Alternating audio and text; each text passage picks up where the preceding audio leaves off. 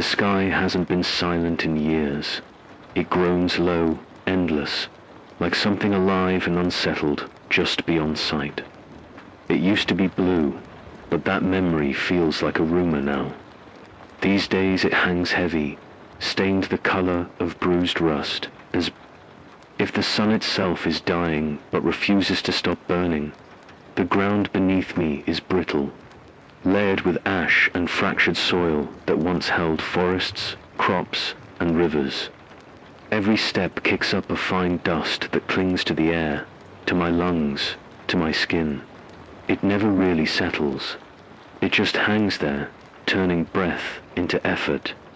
This wasn't one disaster. It was a chain reaction that started years ago, slow enough that people thought they had time to fix it, to reverse it, to pretend it wasn't as bad as it was. But the storms grew hotter. The summers stretched longer. The fires learned to move like living things, fast, deliberate, hungry. When the oceans rose, they didn't stop at the edges of cities. They swallowed them whole, dragging neighborhoods into the surf until their lights blinked out for good. Now the old maps are useless. Coastlines don't exist where they used to. Some states are gone entirely. Their names, just words people whisper like ghosts. The forests burned, then came back. Wrong. What trees remain are twisted silhouettes, black and brittle, some of them strangely hollow, as though they're listening. People say the wind sounds different when it moves through them, less like air and more like a voice. I don't know. If that's true, or if it's just what happens when you're surrounded by too much silence and too many empty miles. The cities, the ones that didn't drown or burn, stand hollow, towering shells of glass and concrete, some leaning at strange angles, others half swallowed by creeping sand. Billboards curl in on themselves like dried leaves.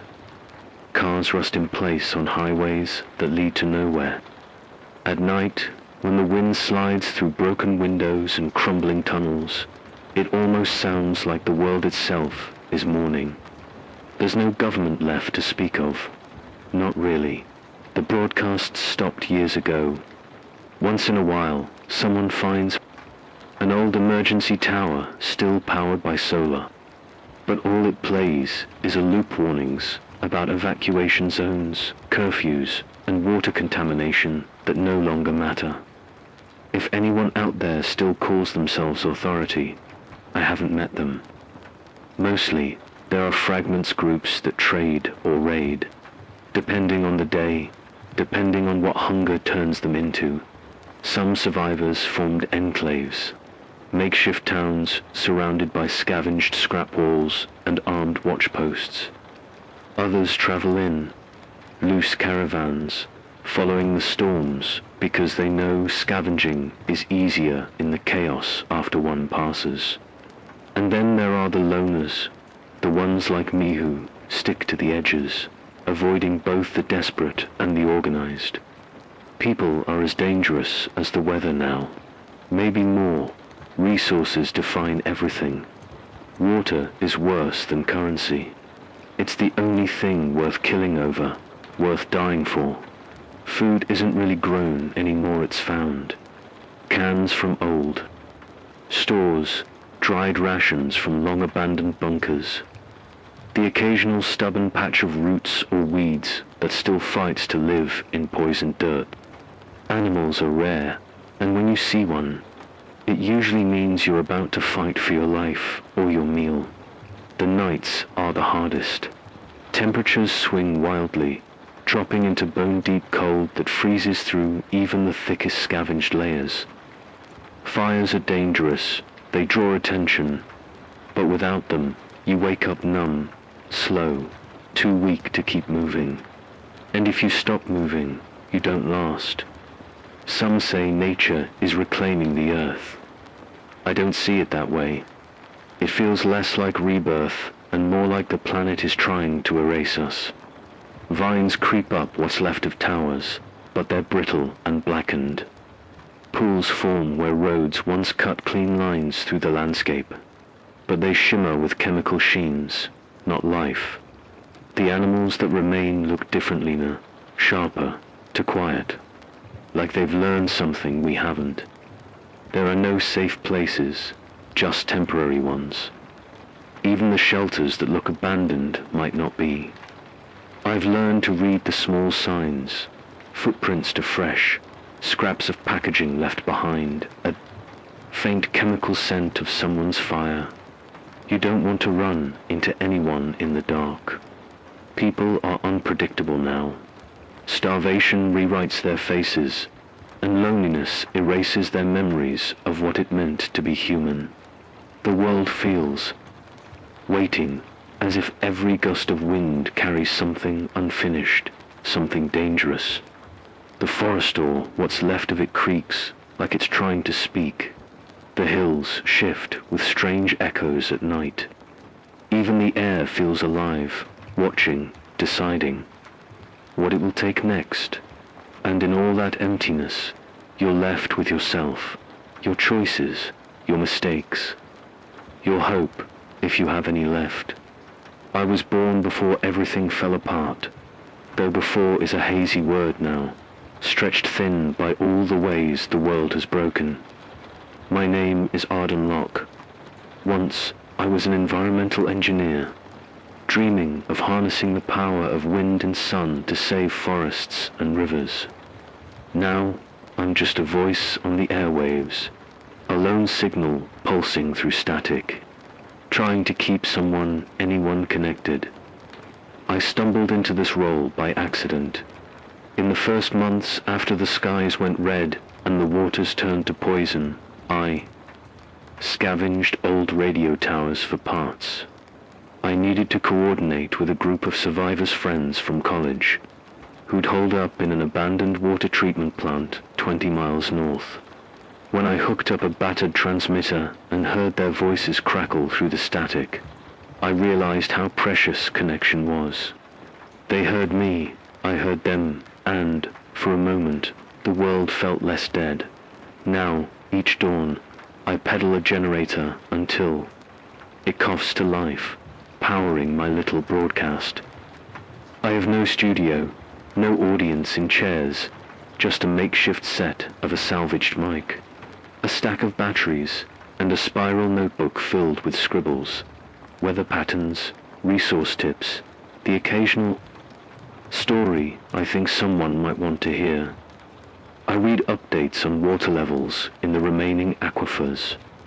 I warn anyone within reach about approaching fire fronts, and I share memories of green leaves, of laughter around a dinner table, of my daughter's face in the sunlight.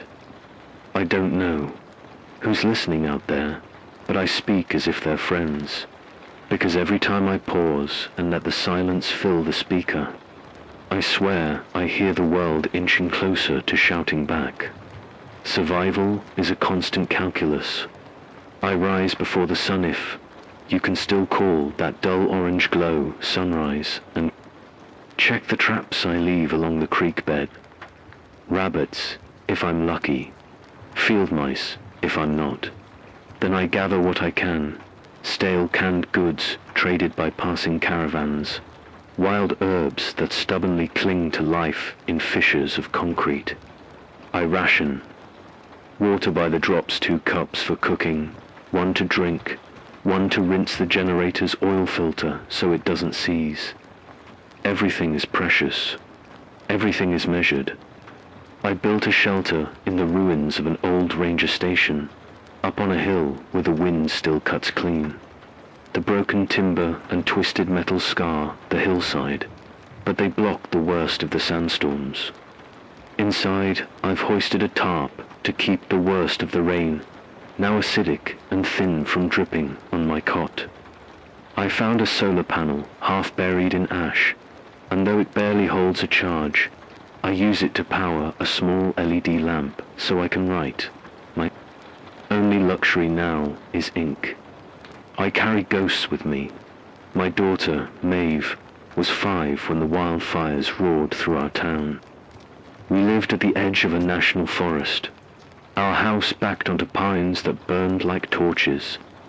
We packed our bags and fled, but the road split flames on one side, floodwaters on the other.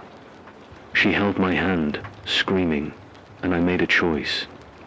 Water over fire. I saved her, but not everyone else. I can still feel that weight in my chest every time I bend to lift a water jug or tighten a screw. Survivor's guilt doesn't fade.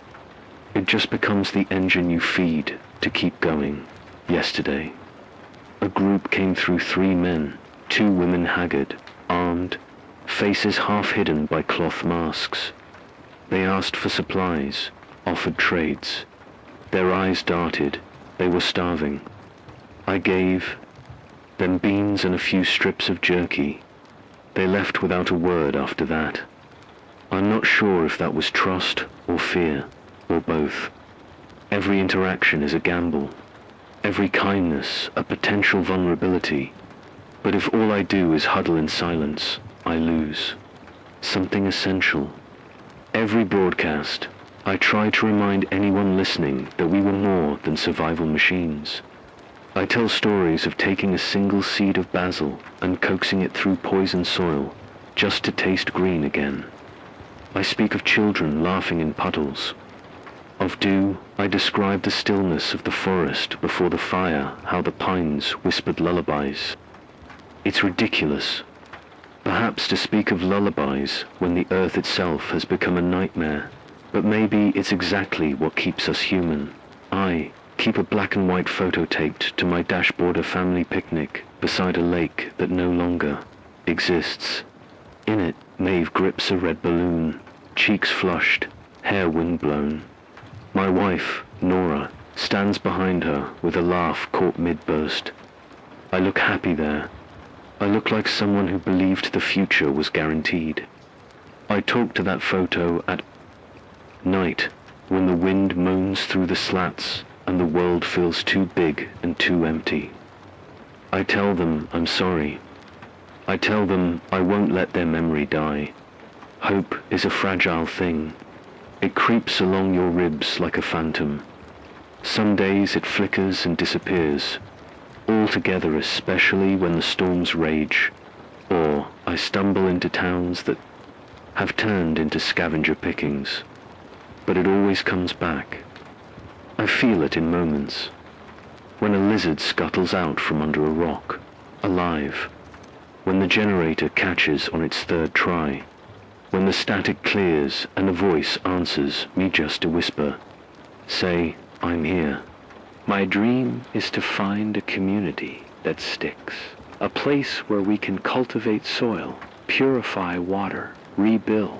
I've sketched plans in my notebook, wind turbines, powered by salvaged blades, small greenhouses, a radio network that loops signals so everyone can find us.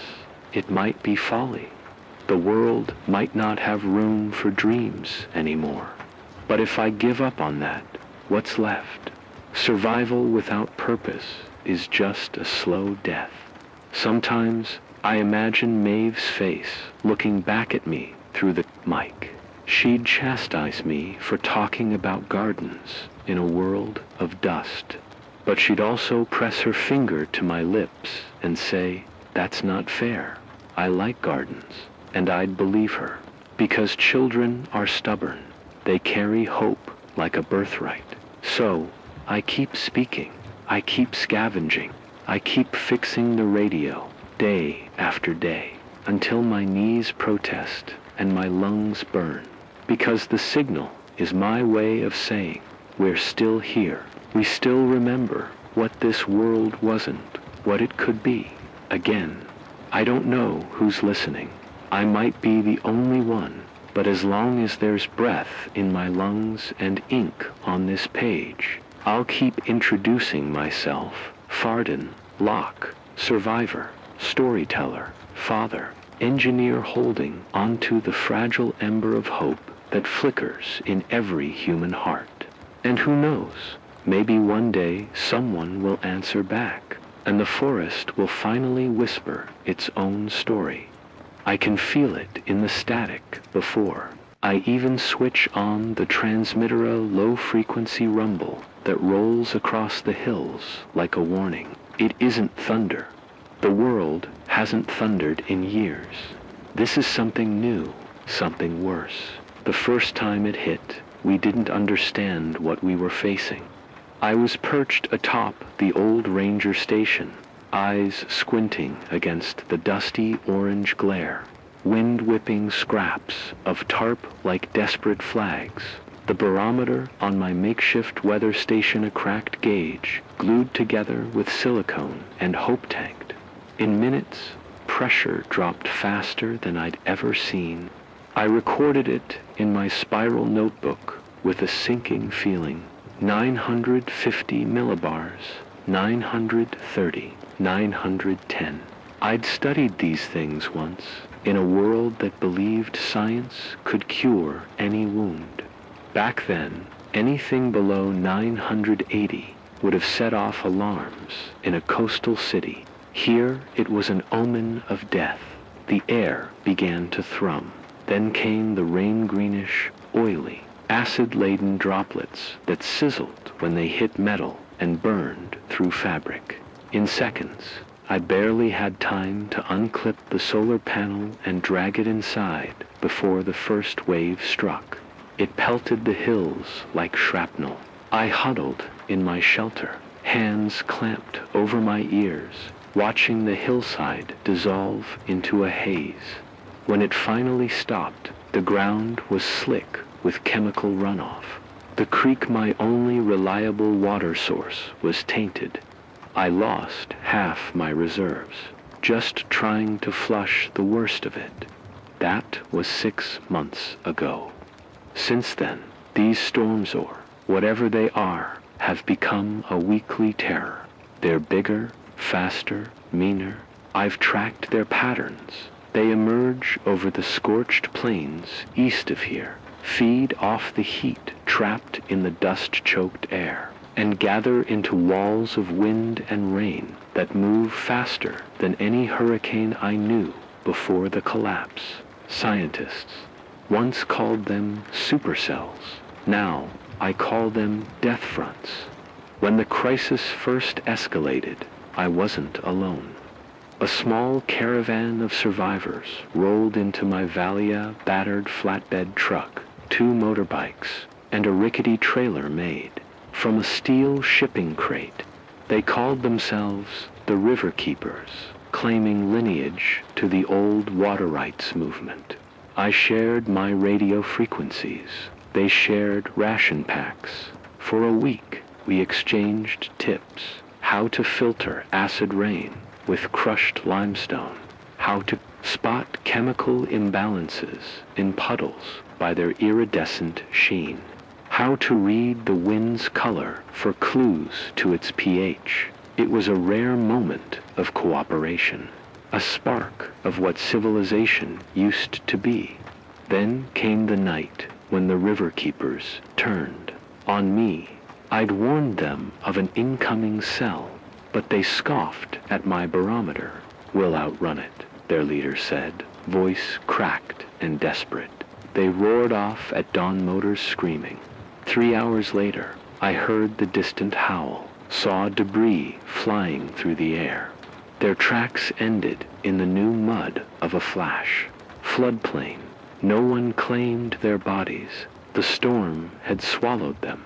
After that, I learned alliances are fragile here. Trust is a luxury we can't afford. Survival has become a gauntlet of emergencies. Each morning, I tally my supplies: 20 liters of filtered water, 60 rounds of .22 ammunition, 3 days' worth of powdered rations, 5 liters of oil for the generator, 2 spare quartz filters. I mark them in my notebook and subtract what I used the day before. I always overshoot my estimates, because storms can reroute, because scavengers can steal, because nothing is guaranteed. In the past month, The temperature highs have climbed above what any thermometer in my range could register, some days above 60 degrees Celsius, 140 degrees Fahrenheit, ground level. I've watched metal buckling on solar arrays, rubber on our storage tanks melting into puddles. The nights don't offer relief. They hover around P-40 degrees Celsius, P-104 degrees Fahrenheit, humid, suffocating. Dehydration is constant. I've learned the hard way. Wet clothes cool you faster than muttering about shade. I drape my tarp over a frame I built, soaking it when I can, letting evaporation drop my shelter's internal heat by 5, sometimes 10 degrees. The crisis isn't just the storms. It's the drought that never ends. The aquifers are collapsing faster than reconnection projects can find new wells. The world's average precipitation has plummeted by 40% over the last decade data. I pull from old satellite logs I hacked into the jet stream shifted, dragging the monsoons away. The Himalayas stopped feeding the rivers of South Asia. Glacial meltwater surged, then vanished. Rivers that once powered cities are now cracked troughs of dust. I broadcast these figures, sometimes a litanies of heartbreak. 3 years since a drop of rain fell on the Great Plains segment. Aquifer 12 down to 8% capacity. Mean annual ground moisture at historic lows. Carbon dioxide levels at 540 parts per million. Science used to offer solutions. Now it's a graveyard of proposals that never materialized in time. Food scarcity follows water scarcity. Crops fail. Livestock vanish. A seed vault on a mountain couldn't survive when permafrost melted and flooded its vault. Now, canned food from pre-collapse pantries is the only reliable source provided. You can find it before others do. I once located a grocery store buried under 7 feet of sand. Inside, cans were intact, but there were signs, blood splatters, bullet holes. Canned peas aren't worth that kind of violence. I backtracked, left the store in peace. Some things aren't worth taking. My broadcast is both a warning and a helpline. I give instructions. Boil water with a pinch of baking soda, then filter through charcoal and limestone. Check body temperature with your wrist if you lack a thermometer. Pulse over 100 in the shade means overheat. Trapping condensing steam in plastic sheets for water. Reclamation expedient, but slow. Quick repairs on torn tarps with duct tape and flattened aluminum cans for reinforcement. I hear static in response more often than voices. But when I do hear someone say, "Thank you," static voice, it reminds me why I keep going. Encounters with others vary between barter and blood. Last week, I came across a small squad 5 men. One woman camped by an old service station. Their leader stepped forward, rifle leveled. He wore a gas mask and a cracked helmet, like some post-apocalypse reenactor. He told me they controlled the nearest well at miles north end, that my passing through constituted trespassing on their territory. I shrugged. I had no choice. We negotiated 5 liters for 5 nights' shelter. They left me a safe patch of ground to pitch my tarp, but I patrol the perimeter at night, listening for boots, loading my weapon if I have to. Every crisis compounds the next. The storms strip away topsoil. Drought bakes the remainder into dust. Then comes wildfire season, if you can call it a season, because fire fronts now spawn in dead of winter. Whenever a stray ember catches wind-blown brush, The charred earth can't absorb rain. Flash floods form with terrifying suddenness. It's a chaotic cycle. Fire, flood, drought, storm. There's no rhythm to brace forge survival by reflex. I catalog these changes on my broadcast. I read barometric trends over the air. I describe each shift in color of the storm clouds. Green for high acidity, purple for heavy metals, ochre for sand. I teach listeners how to calibrate homemade pH strips with crushed Beetle's Earth's last gift. To our chemistry kits, I explain that the storms draw energy from the thermal gradient between hot land and cooler upper atmosphere, intensified by the planet's overheating. When the difference exceeds a critical threshold about 15 degrees Celsius, 27 degrees Fahrenheit, you get rotating, updraft columns that feed on moisture and dust. That's science, raw and dangerous, and it might save a life. Resources are never enough. I ration my signal's power tube broadcasting only during dawn and dusk, when more people might be awake. Conserving batteries the rest of the time. I change frequencies to avoid interference. Log notes about ghost signals, possible allies, or traps set by raiders looking for unsuspecting wanderers. I cling to rituals, checking traps at sunrise, calibrating my weather station, cycling the generator every 30 minutes so it doesn't overheat. Rituals give structure when the world has gone mad. They remind me there is a method to the chaos, however fragile. And yet, sometimes the storms hold back. The winds die for a day or two. The rain comes gently, without acid, and the soil drinks it greedily. I fill my barrels. I water the wild basil sprouting in a corner of the ranger station's courtyard. Leaves unfurl like green flags. In that moment, I glimpse a memory, the world as it was, alive and forgiving. The memory stings it's a poison of longing, but it also fuels me because the crisis is overwhelming, systemic, nearly unstoppable. But it's not personal. It's an algorithm gone haywire, not a sentient enemy. Human ingenuity bent the planet until it rebelled. If we can learn its rules, barometric thresholds, hydrological cycles, soil chemistry, we might tip the balance back. Maybe someday the storms will subside. Maybe we'll hold the floods at bay, coax crust into crops again, map water sources with satellites revived by solar arrays. Until then, we fight each day to be there for whatever tomorrow brings. I tighten the bolts on my anemometer, plug in the generator, and speak into the mic. Storm incoming. Expect winds over 160 kilometers per hour. Acidic rain beginning at 14 o'clock hours.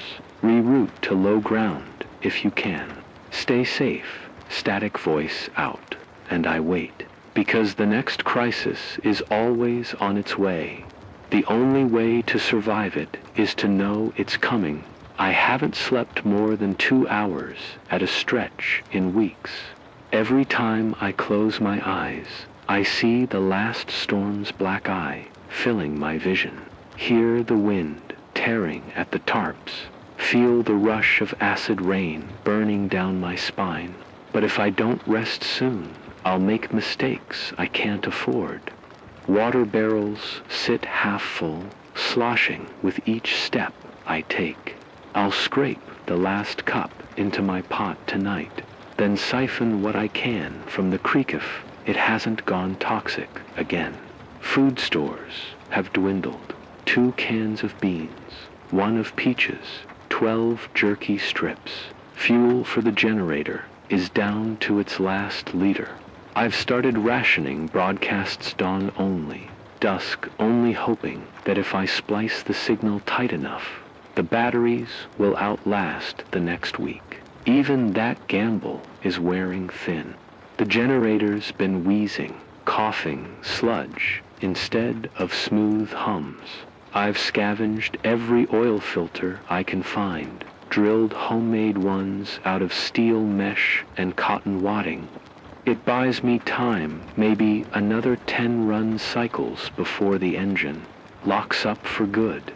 I caught their tracks yesterday at sunrise. 4 sets of boot prints, lined up neat as if someone trained them.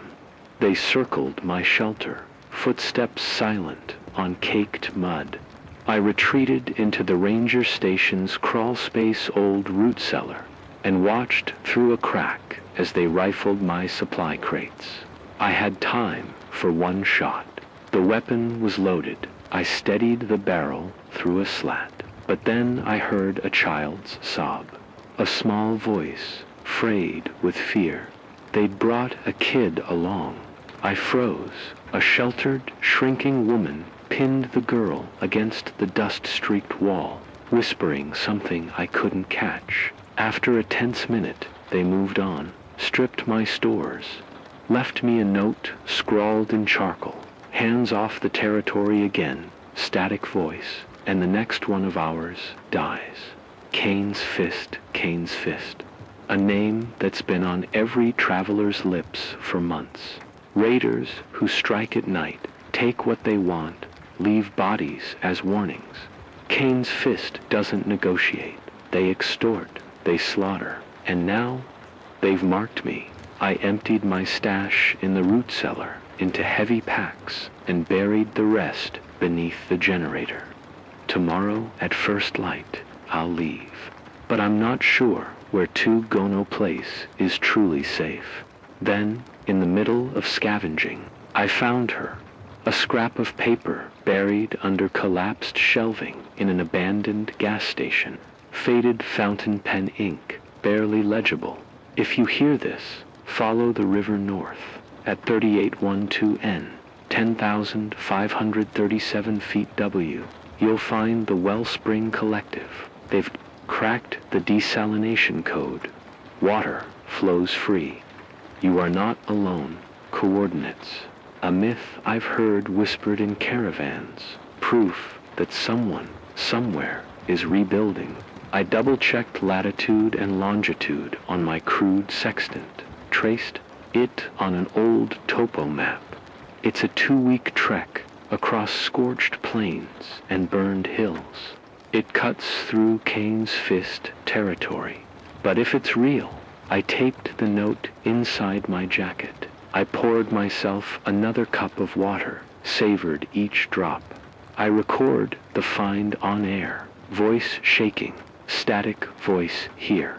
I've found a LIDA group, calling themselves the Wellspring Collective. They claim to produce potable water in abundance. Coordinates follow. Proceed with caution. I pause, heart hammering, waiting for response. Only static, alone in the station. I unspooled the map, traced my finger along the path. Dry riverbeds, washed out bridges, a pass over the Black Hills. The last caravan I heard of tried that route. They never made it.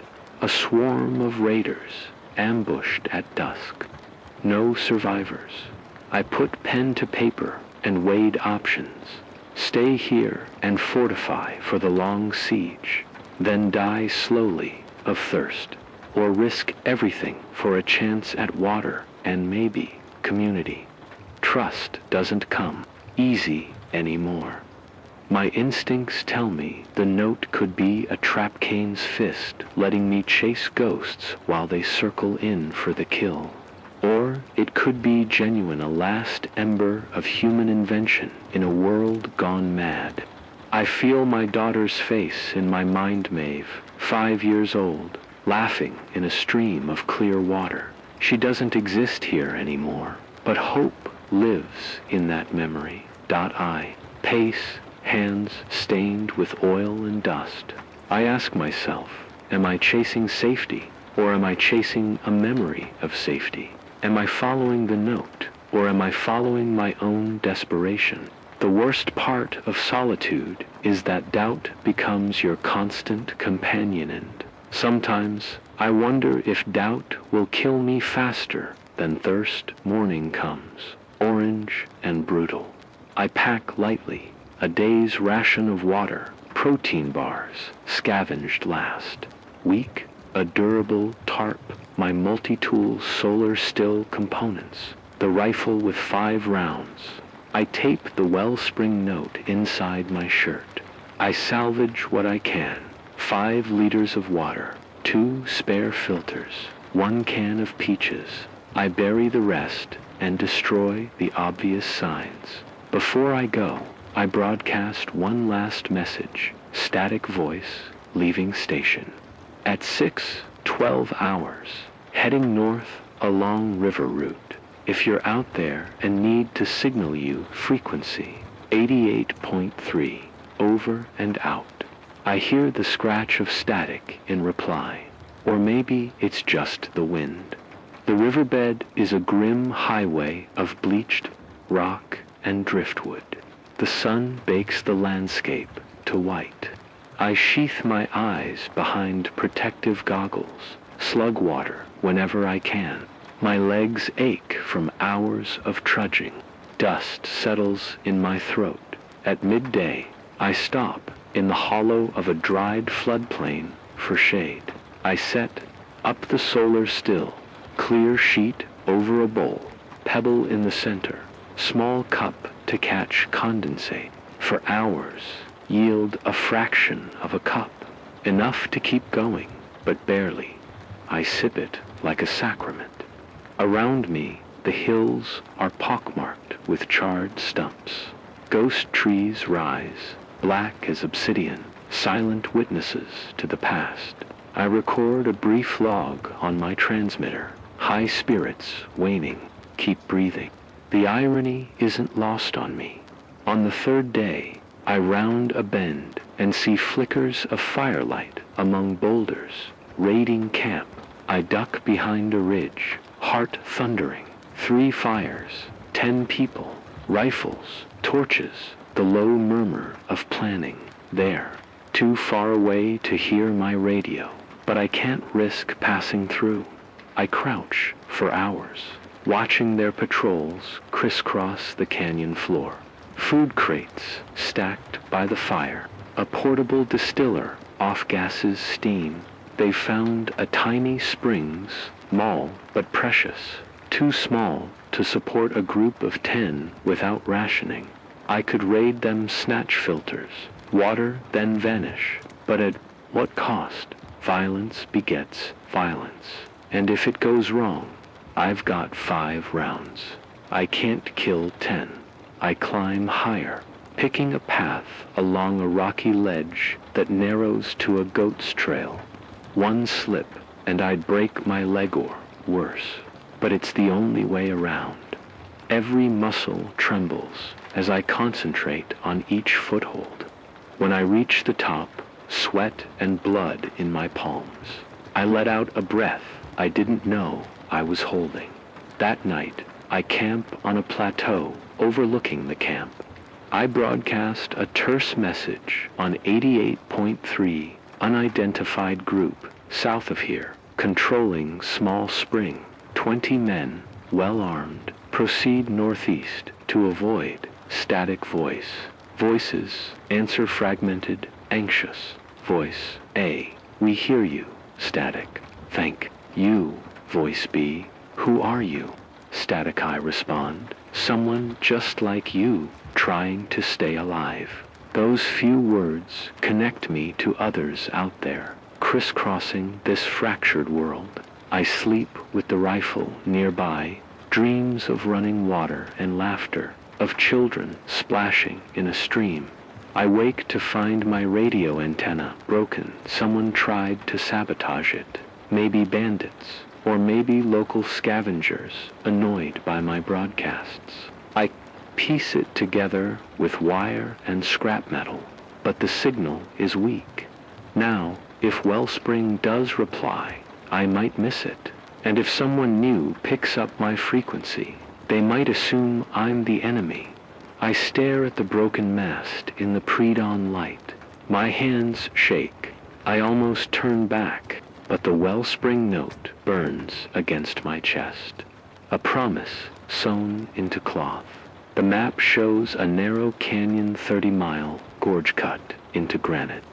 It's a shortcut, but the walls funnel wind like a tunnel.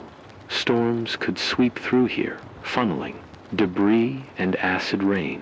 But going around adds days I can't spare. I enter the gorge at noon. The walls rise above me, mottled with ancient lichen and soot from past wildfires. I set up a quick weather gauge barometer, jammed between rocks, an impromptu anemometer spun by hand. Pressure is dropping fast. I tap out a warning. Gorge winds building. Anyone inbound, divert static voice. No reply. The sky darkens. Greenish streaks swirling above. I slog on. Minutes later, the wind tears through, rattling the canyon like a train. I hunker in a shallow alcove, shield myself with tarp and pack, grit in my eyes. The storm hits with full force gusts near 200 kph, rain lancing through armor-thick mud. No reply. The sky darkens, greenish streaks swirling above. I slog on. Minutes later, the wind tears through, rattling the canyon like a train. I hunker in a shallow alcove, shield myself with tarp and pack, grit in my eyes. The storm hits with full force gusts near 200 kph, rain lancing through armor-thick mud. I wrap myself tight around a boulder, teeth gritted, lungs burning. The storm's howl is deafening. I close my eyes and think of Maeve. Think of what she'd say. You're braver than the wind, Papa. Her voice is a shield. The wind eventually dies, leaving a hush so unnatural it feels like the earth paused. When I peel back the tarp, the gorge floor is littered with stones and shards. The air tastes metallic, but the storm has stripped away half the dust. When I climb out, the sky is clearing, indifferent, bright blue. On the far side, I find footprints, human, fresh. They weave across the gorge floor, heading northwest. I follow them, adrenaline sharpening my senses. They lead to a hidden draw where a patch of grass-green vibrant grows beside a spring feeding a small pool. The water is crystalline, sweet-smelling. Kneel and cup my hands. Drink deeply until my vision blurs. I taste hope. Then a voice behind me whispers, "You made it." I spin, rifle raised, but lower it when I see her. A woman in patched coveralls, a cracked respirator hanging loose. Her eyes are fierce, alive. She holds out a steel canteen. Welcome to the Wellspring Collective. I stare at her, heart pounding. My legs feel like jelly, mind racing through every warning. But the water pool ripples gently, reflecting the sun. The coordinates match. The note wasn't a trap. She smiles, tired but genuine. "We've been listening to you two," she says. Static voice helped us calibrate our reactor. Now it's your turn. I lift the canteen, water sloshing inside. My voice cracks as I speak into my throat. I thank you. And in that moment, I let myself believe just for a heartbeat that redemption might still be possible, that I might have found more than survival. I might have found home. The rising action doesn't end here. Ahead lie negotiations, tests of trust, the reality of rebuilding and the inevitable clash with those who would take it all away. But for now, I stand at the edge of the pool, canteen in hand, willing myself to hope again. I hear the first warning siren before I see it, the low, rolling wail echoing through the rocky hollows of the gorge. My hand tightens on the valve wheel of the desalination reactor, heart pounding. The Wellspring Collective's pride and promise of fresh water for hundreds of people is in front of me, humming with life, and now threatening to tear itself apart. I shouldn't have left the radio unmanned. I should have warned the team to brace for sudden changes in salinity intake. But when I arrived, dazed and dehydrated, they threw me a canteen, patted me on the back, and put me to work. I wanted to earn my keep, to prove I wasn't just another scavenger chasing a rumor. So I dove into the reactor's schematics, recalibrated feed valves, rewired control circuits, and every time the distilled water dripped into the collection tank, a spark of pride ignited inside me. We were rewriting the world's fate one molecule at a time. Now the reactor spits steam and shudders. Alarms flash red. Panic erupts behind me. The technician, Mara, yanks off her respirator and yells for everyone to clear the chamber. Outside, men sprint down the corridor, rifles raised, shouting orders I can't catch. The collective's council people, who spent years perfecting this system, are clustered around me, eyes wide with fear. Pressure spike in the heat exchanger. One of them, Dr. Patel, bellows, "We need to vent or it'll blow." I glance at the gauge, 350 psi and climbing. Safe threshold. 280. The emergency vent valve is rigged to dump the reactor core, bleeding superheated brine into the waste basin. But once we vent, we lose 3 days worth of production, and the basin's integrity is at its limit. If it ruptures, toxic brine will seep into the gorge's aquifer, poisoning the very spring we rely on. I have one choice: vent and risk contamination, or let the reactor overpressurize and obliterate the entire facility, killing everyone inside. My mind flashes back to my daughter's face as I coaxed her through the smoke of that wildfire. "I'll save you," I'd promised. But saving her meant sacrificing others, neighbors trapped by flame. Guilt had festered until it was part of me. Now the same calculus stands before me. Save the community, even if it means condemning the spring, or sacrifice it all for the chance of future survival. Arden, Mara's voice cuts through my reverie. "We'll all die if you don't act." I close my eyes and breathe deep. Outside, the shouts become more frantic. I turn the wheel. The hiss of escaping steam is deafening. The reactor's core glows molten orange behind armored glass. I feel its heat through my gloves as I watch the pressure drop to 270. 260. Safe relief surges through me, but it's hollow. Beside me, Patel slumps on a control panel, knees trembling. "We did it," I whisper, though the ache in my chest tells me it's a lie.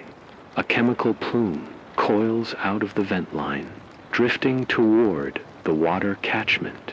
Engineers and technicians scramble to seal the basin's membrane liners, dousing them with sealant paste. But I know it's too late. The first rivulets of brine slice into the ground, dark as oil. "No," Mara hisses, grabbing my arm. "You saved us, but you doomed the spring." I can't look at her. I can't look at the pool of crystalline water that had been my promise of hope. It ripples now, tinted the color of Poison Dot Siren's wail outside the processing hall. Gunfire cracks in the distance. Kane's fist, the name sends a cold fist around my heart. They must have tracked the signal found us at last. I lock eyes with Dr. Patel. "We need to seal the basin. then evacuate, he nods, numbly, already barking orders into his comm. A handful of technicians disperse, carrying pumps and hoses. Mara slams a tool cabinet shut and storms toward the door. Arden, you have to help. I wipe sweat from my brow. I'm coming. We burst outside into chaos. The camp's outer barricades smolder from recent firefights. Collective Guard's half-trained volunteers are pinned down behind makeshift walls, returning fire with rifles that kick too hard for inexperienced shoulders. Kane's fist fighters sweep across the compound, fast and brutal. Wearing scavenged armor and gas masks, I spot their leader Kane himself standing on a ridge above the spring. Silhouetted against a sickly green sky, he raises a megaphone. His voice booms. Arden Locke, we know you're in there. Hand over control of the reactor, or we'll burn you out and take everything. The megaphone cracks with static, but his meaning is clear. Surrender or die. Mara ducks beside me. We can't hold them off much longer. The basin's ceiling will take minutes, but they'll breach the fence before then. If they seize the reactor intact, they'll not only steal our lifeline, they'll weaponize it, dumping brine at will to drive survivors from other enclaves. Humanity will bleed its last water reserves under their orders. I weigh my options. Fight in the open, reckless and doomed. Retreat into the rocks, leaving the collective to fall. Or make a stand here at the spring with everything at risk. I lock eyes with Mara's furious gaze. Give me 1 minute, I say. She nods, understanding. I turn to Kane's fist fighters, raise my voice across the compound. Using the portable amplifier I'd fetched for an upcoming broadcast, Kane, you want water. All of us want water. Without this reactor, none of us will survive. But if you push further, there'll be nothing left for anyone. Leave now, and we share what we have. Stay, and you'll drown in brine. I hit the switch. My voice ricochets between the canyon walls. For a heartbeat, silence answers. Then grunts and shouts, and gunfire resumes. Mara pulls me toward the basin. Patel and 2 engineers are slapping plugs into vent ports, attaching hoses. I decode their hurried directions. Seal that port, rotate the clamp. After that, crank the pressure pump. I wade into the shallow pool of tainted water edges already stained dark and heave my weight against a bulkhead plate. The seal gives with a groan of metal. I tighten the final bolt until my knuckles ache. The brines seep slows, then stops behind.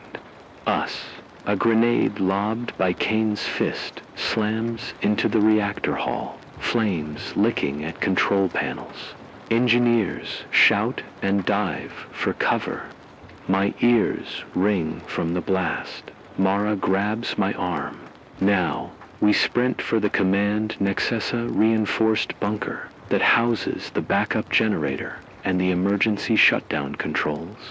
If we can collapse the reactors, core manually, we can render it inoperative, deny Kane's fist, weaponized brine, and keep it offline until it's safe again. Roof tiles fall around us as gunfire splits the air. A young guard crumples in front of me, clutching his shoulder. I push him inside the bunker and smash the door shut. Inside.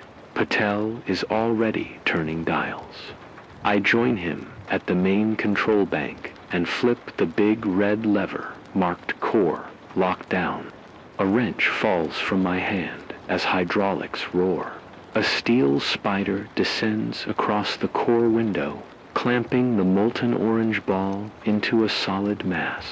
Alarms screech warnings of overheating, but power dies and the core goes dark. We hold our breath. Smoke curls through vents. The gnarled shape of the reactor is hidden now, its threat neutralized. Patel exhales, voice trembling. It's safe.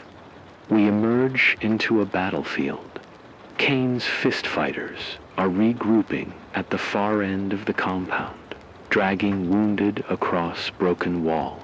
The collective's survivors crouch low, weapons raised, ready for a final showdown. I climb atop a crate, raise my bloodied hand for silence. When the guns cease, I shout, "Kane, this ends now. Any further attack will kill us, all including the women and children you've dragged here. You risked your lives for water. We offered you life. Leave.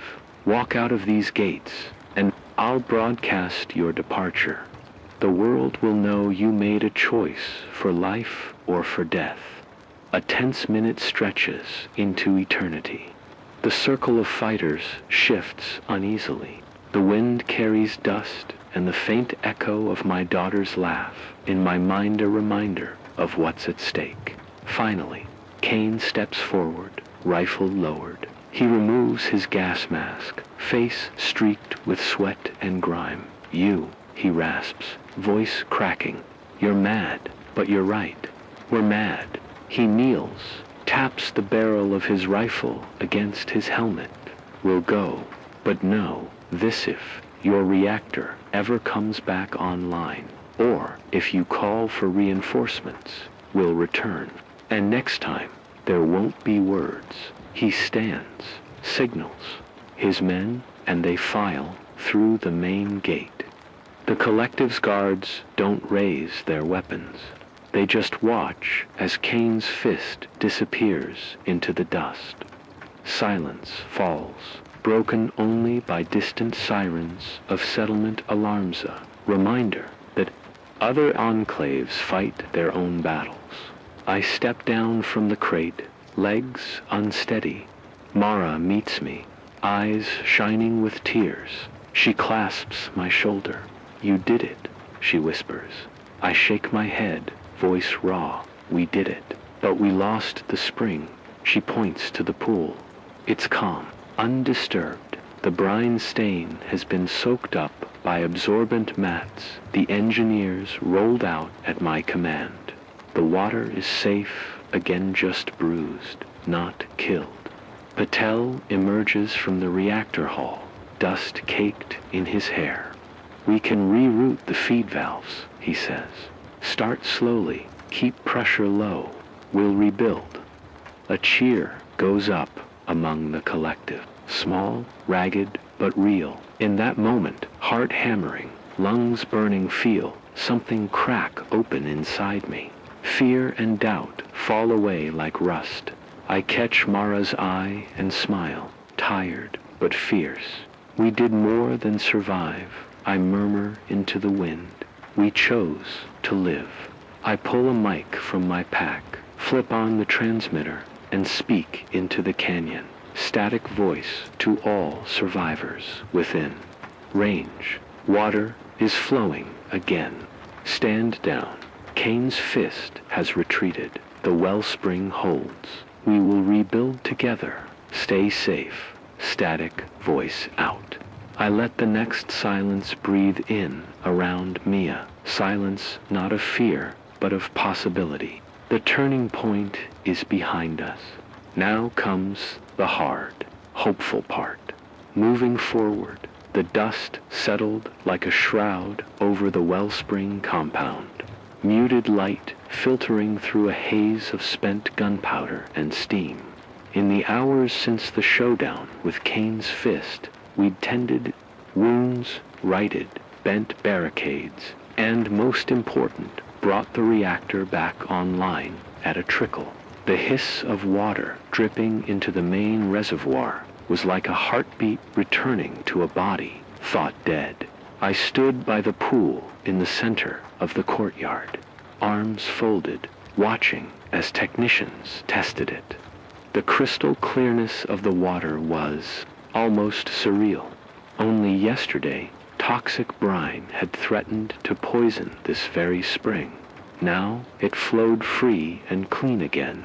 Word had spread swiftly. Small groups of survivors crept close, listening for my broadcast, peeking over the perimeter walls.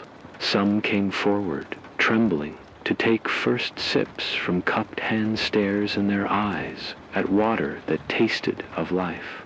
When I opened that vent valve, I believed I was damming the spring forever. Yet, by rallying the collective and outwitting Kane's fist, we'd not only saved the reactor, but protected the water supply, the engineered seal, the hasty repairs, the core lockdown. All of it bought us time to rebuild. My decision had been brutal, born of desperation, but it was the only way to avert total destruction. In that harried moment, I chose collective survival over the illusion of perfection. Losing a few days' production was infinitely better than losing the entire facility and the hopes it represented. Now, as dusk draped the hills in violet shadows, I realized hope wasn't an abstract concept. It was this compound, alive with humming machinery and whispered gratitude. It was the people, engineers, farmers, guards working shoulder to shoulder under a sky that had once promised ruin, but now offered a tentative promise of recovery. Over the next days, the Wellspring Collective set up formal governance, a council of hands-on experts, hydrologists, engineers, medics balanced by representatives of the workers and guards. Mara became our liaison with outside enclaves, reaching out to neighbors with radio messages inviting cooperation. Dr. Patel led a small team to survey other springs and aquifers, mapping the region's remaining water sources. I took on the role of broadcast coordinator. Each morning and evening, I climbed the makeshift tower to send updates, real-time reports on water levels, weather warnings, technical bulletins on reactor maintenance, and most cherished of all, messages of solidarity. Survivors from caravans, who once treated my transmissions as static noise, now voiced their responses. We're coming north. We have seeds to share. We want in. For the first time in years, I felt the spark of community, not as a distant memory, but as something living and breathing, fragile but real in quieter moments. I replayed the fight, the venting sequence, the scramble to seal the basin, the showdown with Kane's fist. My chest tightened at each memory, my hands shaking as I tightened that bulkhead bolt. The flash of muzzle fire through the haze. Guilt still clung to me. A handful of technicians had been injured. One guard would never walk without a limp. I carried their faces with Mitha, young guard, who'd collapsed in front of me, eyes wide with shock. The technician whose respirator buckled mid-vent, leaving her face scorched. But I also carried their gratitude. I had made the impossible choice, sacrifice short-term gain to save a long-term future. That decision had been my crucible, forging something beyond mere survival. Responsibility. I'd accepted that leadership meant bearing the weight of other people's lives on my shoulders. Standing by the pool, I thought of Maeve. In the rippling water, I saw her bright eyes and wind-tossed hair. I whispered, "We did it. We're making this right." The memory that once brought gut-punch grief now offered a bittersweet solace. In saving this spring, perhaps I was atoning, bit by bit. Outside the compound, nature seemed to hold its breath. The hills, once charred beyond recognition, showed faint green shoots where wind-blown seeds had taken root. Small clusters of resilient grasses carpeted the banks of the spring. A pair of larks settled on a dead branch to sing a hesitant melody at dawn. I took that as a sign, not a return to the world we lost, but a nascent reclaiming of damaged ground. The weather, however, remained volatile. Satellite data patched together from solar arrays showed the next storm gathering over the southern plains' acidic rain cells, feeding off uneven thermal currents. We fortified roofs with extra tarps, erected neutralizing scrubbers at water intakes, and stocked up on limestone. No one assumed it would be easy. The world's collapse was far from over, but we were learning to adapt, to work with the planet's broken rhythms rather than against them. In the early weeks after the climax, I'd felt hollow ashamed that my first act was to dump brine and traumatize my new community. But with each passing day, as repairs held and water flowed, I realized that leadership is a process of trial and error, marked by decisions that could doom or deliver. I had failed at times, but I had succeeded when it mattered most. I resumed my nightly broadcasts with a new tone, not just static warnings, but stories of perseverance. I described how the collective planted a patch of wheat in aerated pods, how children around the spring laughed when they saw water lilies bloom, and how a makeshift school was formed to teach scavenged science books. I let the world know that while the crisis continued, so did creativity, compassion, and courage. Every time someone responded, "Thank you, Arden," I felt my resolve harden. I would protect this oasis. I would help it grow into a network of oases. I would champion cooperation over conquest, and I would keep the memory of my losses alive, not as curses, but as reminders of why we fight so hard to hold onto our humanity.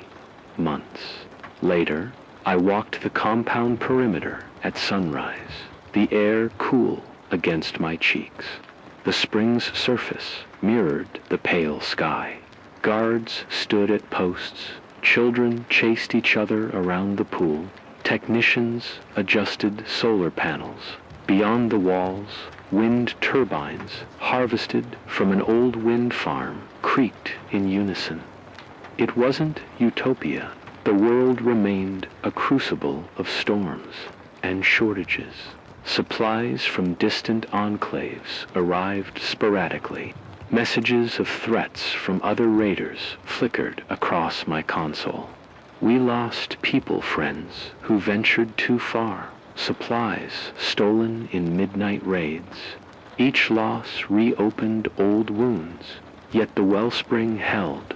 Our models showed that if maintenance continued and alliances grew, this compounded others like it could stabilize local climates. We envisioned greenhouses fueled by solar power, seed banks sprouting under filtered rain, windbreaks to shield fields from acid gusts. It would take decades, if not centuries, but that was enough. A project that spanned lifetimes was the ultimate act of hope. I returned to the broadcast tower as the sun crowned the horizon, my voice recorder perched on the railing. I spoke into the mic, static voice here. It's been 108 days since Cain's fist threatened this spring. We still stand. Water flows. Life endures. To anyone out there listening, you're not alone. We're building something together, a future we can't yet fully see, but one we can imagine. And as long as we breathe, we'll keep it alive. Static voice out. I let the signal carry my words into the vast emptiness. Silence followed, but it was no longer a void. It was an invitation to listen, to respond, to join. I gathered my recorder, paused to run a hand through my dust-coated hair, and gazed at the spring's mirrored surface. In its depths, I saw not just my reflection, but the fractured world around me and, for the first time in a long time, a glimpse of what it might become. The aftermath of the climax was both reckoning and promise. The dust had settled, revealing scars and seeds alike. I had found hope amid ruin, responsibility amid chaos, and humanity amid desperation. The turning point was past. Now came the real journey healing, a world that had forgotten how to trust water, air, and each other, and I was ready to walk that path, step by painstaking step, as both survivor and guide. The pale glow of dawn crept over the rim of the horizon, dust motes dancing like embers in the filtered light. I stood at the edge of the spring's pool, cupping water in my hands, watching ripples expand across the surface. For a moment, everything was still. No wind, no distant gunfire, just the soft drip of reserves refilling the reservoir. Hope is fragile. I feel its tremor in every creaking joint of the reactor, in every weakened plank of the barricade, in every whispered promise passed along the radio waves. We've learned that even the smallest victory can shatter if we let our guard down. A single leak, a sudden flash flood, or a desperate raider at the wrong moment can undo months of progress in minutes. Yet here we stand, a ragged community forged from steel and sweat, refusing to let the world's collapse eclipse our resolve. In the weeks since the showdown, the Wellspring Collective has grown from a handful of engineers and guards to dozens of families survivors drawn by the promise of water, of purpose, of something resembling home. We've planted the first rows of cold hardy greens in aerated soil beds. The seedlings, still only a few inches tall, bend toward the sun as if they too know they carry our future. Solar panels skirt the hilltop, powering lights and pumps. Wind turbines hum like distant ghosts of a lost era. Children laugh as they chase frogs along the stream creatures that shouldn't have survived here, yet cling stubbornly to life. But the world beyond our walls remains unpredictable. Weather patterns shift without warning. Squalls of acid rain can gush from an otherwise calm sky. Heat waves bake the earth to cracked clay. Dust storms blot out the sun for days. Supplies still arrive by caravans that risk ambush at every turn. And rumors persist of other enclaves crushed by raiders or strangled by drought. The scars on the land run deep, and the scars in our hearts run deeper. Every face around the fire carries its own history of loss. Parents who vanished in floods, spouses taken by storms, children swallowed by disease. I've come to understand that rebuilding isn't a destination, it's a perpetual act of defiance. Each seed we plant is a stand against a world that told us life was impossible here. Each broadcast, I send a technical update, a weather warning, or simply a story of laughter pushes back the silence that once swallowed us whole. And each time I raise my voice over the static, I remind people beyond these walls that they matter, that they are not alone. Tonight, as I speak into the mic for the final broadcast of this cycle, my voice carries both weariness and fierce determination. Static voice here. Wellspring holds another sunrise. Our spring yielded 2,400 liters, today enough to share with travelers in need. The weather window to the east is clear, caravans inbound. We've planted our first garden rows, If you're out there, know this. Roots grow deeper when the earth fights back. Keep digging, keep fighting. We're with you. Static voice out. I lower the mic and feel the hush settle over the courtyard. Children press their foreheads against the boundary fence, listening. Farmers lay down their tools. Guards ease the safety catch on their rifles, nodding at me in acknowledgement. For a heartbeat, we breathe as one in that shared silence. I'm reminded of the price we've paid on, the price we'll continue to pay. I think of Maeve's smile as she learned to skip stones across a river that no longer exists. I think of Nora's laughter, bright as sunlight, still echoing in my dreams. I carry their memories like worn talismans, guiding me through nights when the world feels too heavy to shoulder. The next storm looms on the horizon, swirl of greenish clouds that promise acid rain and gale force winds will batten down. The hatches recalibrate the scrubbers, test the liners once more. When it arrives, we'll greet it not with fear, but with preparation and grit. Because preparation isn't just about tools, it's about mindset. It's about believing that we can weather the worst and still stand.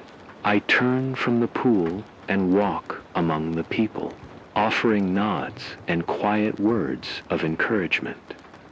A young engineer shows me blueprints for a new filtration array. A pair of guards practice clearing the walls with unlit pistols, perfecting movements that might one day protect more than water perhaps, a nascent library, or a children's school, or a small clinic. Each plan, each drill, each shared laugh is a stitch in our fragile tapestry of hope. As the first drops of rain begin soft, almost gentle, I step under the shelter of my tarp and let them patter against canvas. They're tinted faintly green, but the scrubbers hum to life, and the water that drips into the barrel is clear. I taste it, metallic with resolve, as pure as any water I've known. There's no grand resolution here, no fairy tale ending where the world snaps back to what it was. The glaciers aren't returning overnight. The oceans aren't receding. The forests aren't regrowing instantly. Our planet is wounded, and these wounds will scar. But scars can also be signs of survival. They remind us that our civilization endure beyond the moment of pain. Tomorrow, I'll rise before the sun. I'll check the seedlings, test the reservoirs, scan the wind patterns, and swing by the reactor hall to inspect the containment seals. My heart will race at each creaking bolt. My hands will tremble at each flicker of the gauges. But when the data reads safe and the sprinklers hiss to life, I will exhale. Because safety is its own kind of miracle. One day, perhaps, someone will brick these walls, paint murals along the barricades, and forget the dust storms that once ravaged the land. But today, we remember. We honor the people we lost in. We honor the water that sustains us. We remember that life is worth the fight, even when the battle seems endless. So here, on the ragged edge of a shattered world, we choose hope again. I raise my voice one last time, carrying it into the night. Stay alive, stay human. The world's gone, but we're still here. And as long as we're breathing, we've got a chance. And in that moment, as rain and resolve mingle on my face, I believe it. Not because I ignore the darkness, but because I've seen how even the faintest light can guide us through it.